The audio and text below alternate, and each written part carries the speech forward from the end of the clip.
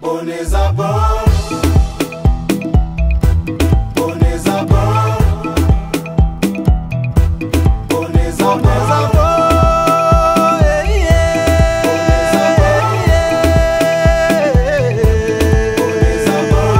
n'umukino w'iwacu i Rwanda, n'umukino dukunda. Reka nanjye mbonezeho. Uzi ko kuboneza bisaba ingingo n'ibitekerezo biboneye.